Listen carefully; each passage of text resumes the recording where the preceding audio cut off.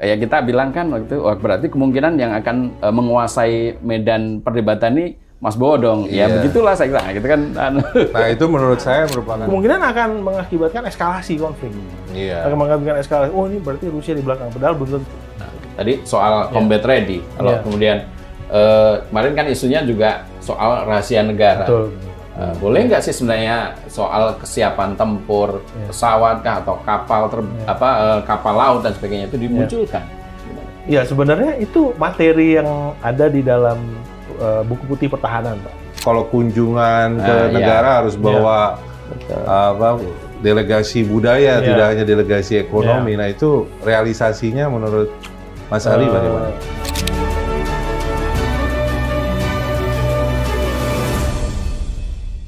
Nah, kebijakan menuju orientasi pertahanan laut, apakah sudah progresnya sejauh ini sudah sampai mana ya?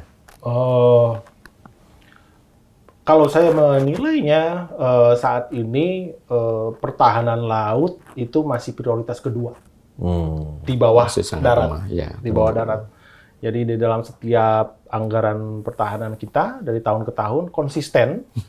Darat nomor satu, laut nomor 2, udara nomor 3. Jadi yang paling heavy untuk instrumen justru paling kecil anggarannya. Jadi itu, dan pencapaian pertahanan laut itu agak bercampur dengan MF, Minimum Essential Forces, yang sudah dari zamannya Pak Yuwono. Jadi capaian pertahanan laut bercampur. Jadi apa yang dicapai di pertahanan laut kemungkinan bukan hasil dari GMF gitu yang saya maksud gitu, bukan hasil dari Global Maritime Fulcrum-nya Pak Jokowi. Masih gitu. lama gitu ya. Terakhir kan ada kebijakan kelautan ya, blueprint kebijakan kelautan. Saya kira arahnya masih kepada pembangunan infrastruktur ya di laut. Di laut ya. Jadi bukan pertahanannya. Saya masih ingat tuh. Angkatan laut yang diperkuat bukan ya? 2016 ya, yang ketika armada itu dibagi 3 kan, tadinya 2 dibelah lagi. Saya datang waktu itu peresmiannya di Timika. Saya nanya ke salah satu laksamana gitu. Jadi dibagi berapa nih kapalnya, kan kita ada angka lah, cuma di bawah 150 lah kalau secara ini kapal yang ready. Dia agak ini juga ya, repot Mas memang, cuma ya mau gimana lagi gitu. Betul. Nah, cuma kan harapan kita kan dibagi 3 terus habisnya diperkuat tuh. Dan itu tidak terjadi kan Mas? Belum tidak. Kalaupun beli ada berapa pesawat yang selama berapa kapal yang sebelumnya sudah dipesan. Gitu. Pengadaan alutsista itu juga butuh waktu ya. Jadi memang suatu kebijakan yang lintas kabinet gitu ya saya kira. Dan yang Bapak bilang soal pertahanan laut, aset angkatan laut kita yang hanya 150 tadi, itu pun kebanyakan transport ya. Transport vehicle ya, bukan frigat atau kapal untuk patroli maritim, itu masih kurang gitu. Iya, saya rasa perdebatan kemarin memang terlalu didominasi isu pertahanan ya. Terkait dengan alutsista, terkait dengan kinerja Kementerian Pertahanan. Nah, sekarang kita mau coba bergeser ke diskusi soal kebijakan luar negeri. Nah, ini kan Pak Anies menawarkan sebuah kebijakan luar negeri di mana berorientasi pada diplomasi budaya. Nah, itu yang pertama diplomasi ekonomi, Mas. Dimunculkan diplomasi ekonomi dulu, bahkan terus, itu yang poin-poin pertama, baru budaya terus segala macam. Dia kan bilang kalau kunjungan ke negara harus bawa delegasi budaya, tidak hanya delegasi ekonomi. Nah, itu realisasinya menurut Mas Ali bagaimana? Menurut saya kurang realistis ya. Kalau ada setiap meeting harus membawa delegasi budaya dan budaya di era kontemporer itu sudah terdigitalisasi dan berorientasi consumer market. Kami merencanakan pasar bukan sesuatu yang diperkenalkan dan kemudian orang artinya begini, ada instrumen-instrumen yang harus didayagunakan, instrumen-instrumen digital yang harus didayagunakan, yang sebenarnya lebih praktis dan lebih realistis gitu untuk mempopulerkan budaya gitu ya. Kayak misalnya kan K-pop itu yang dicontohkan. Betul. Dan Pak Ganjar bilang pakai influencer ya kan. Iya, dia kan bilang kebijakan luar negeri viralisme. Nah, itu bagaimana dibandingkan dengan Pak Anies tuh terkait viralisme dengan diplomasi budaya tuh? Ya, lebih realistis saya kira menggunakan viralisme itu gitu. Walaupun harus hati-hati karena influencer ya kelakuannya tidak bisa dikendalikan.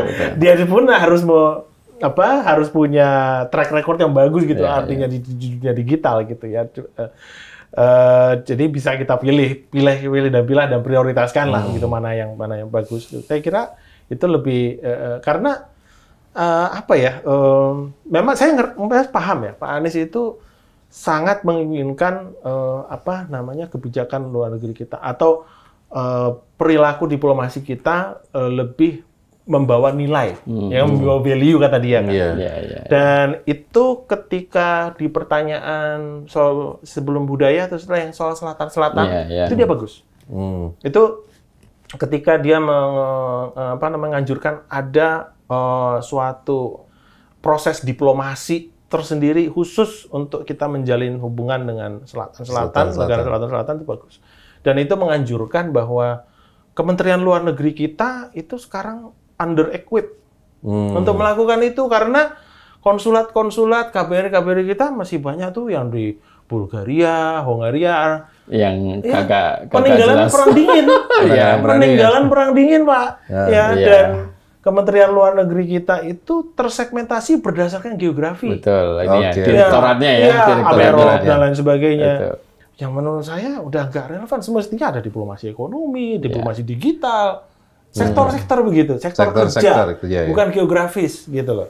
Nah ini yang disayangkan ya, kemarin tidak ada sebuah diskusi yang mendalam terkait dengan reorientasi diplomasi, strategi diplomasi yang ya kalau Mas Ali bilang mungkin lebih berorientasi sektor gitu ya. Iya, sektor kerja, budaya termasuk di dalamnya misalnya gitu. Ya jadi kalau mau serius gitu ya, kita restrukturisasi itu Kementerian Luar Negeri. Jadi ada diplomat-diplomat yang seperti lawyer kan, dia punya sektor tertentu, dia di bidang pertanahan atau di bidang apa. Diplomat juga bidang tertentu gitu, dia keahliannya. Gitu. Iya. Kalau dulu kan terkenal yang paling utama itu diplomat dan Hill kan ya. New York, London, Washington, Paris gitu yang paling top yang gitu kali. Padahal kalau sekarang kan tidak harus seperti itu kan? Kalau selatan-selatan ya harus banyak di Afrika dong. Iya. Gitu loh. Tapi Afrika membutuhkan kita kan banyak kan? Soal pangan kah atau soal equipment. Baru-baru ini kayaknya kita mulai punya KBRI di Mozambik misalnya. Gitu. Ya baru-baru ini aja gitu. Nah ini yang ke depan harus lebih banyak. Gitu. Sementara zaman dulu kalau ditugaskan ke Afrika, ke Mozambik atau ke daerah-daerah yang ini kan ngeri gitu kan? Ngeri. Kesannya HIV bla bla bla segala macam.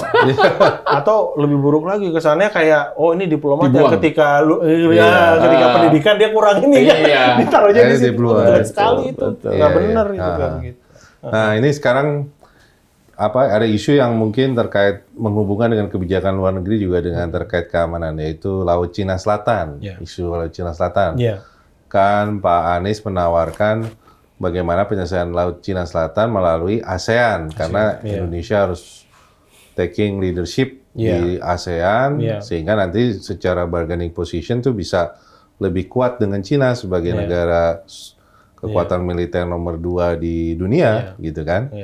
Nah, di satu sisi Pak Ganjar bilang kalau melalui ASEAN itu sangat merepotkan, decision making-nya lama, tidak dinamis, sehingga harus dipikirkan cara yang lebih berorientasi pada Indonesia. Nah, itu menurut Mas Ali bagaimana?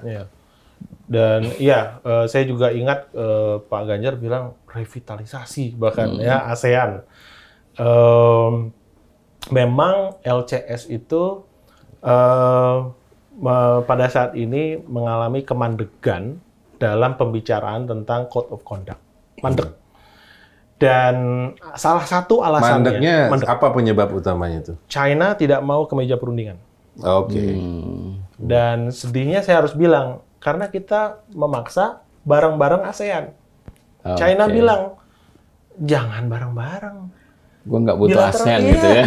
Bilateral saja, satu persatu.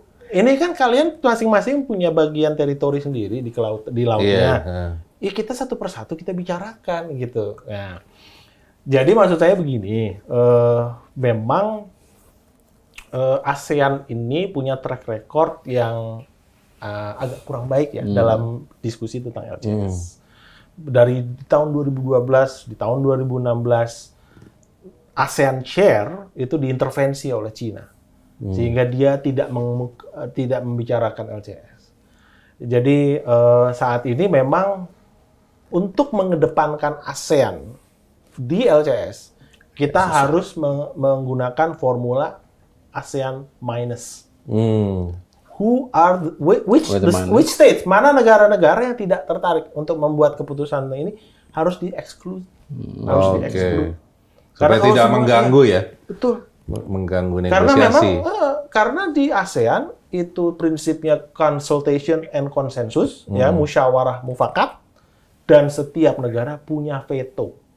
Repot. Dan itu kan sebenarnya warisan zaman Pak Harto. Pak Harto. Nah, dulu Pak Harto sangat disegani oleh ASEAN. Ya, di ASEAN dia mempunyai leadership. Karena dialah yang bikin, gitu kan.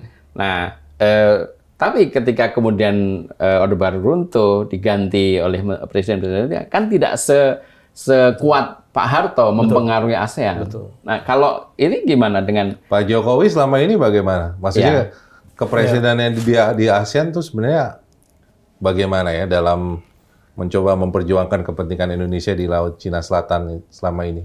Ya, menurut assessment Mas Ali.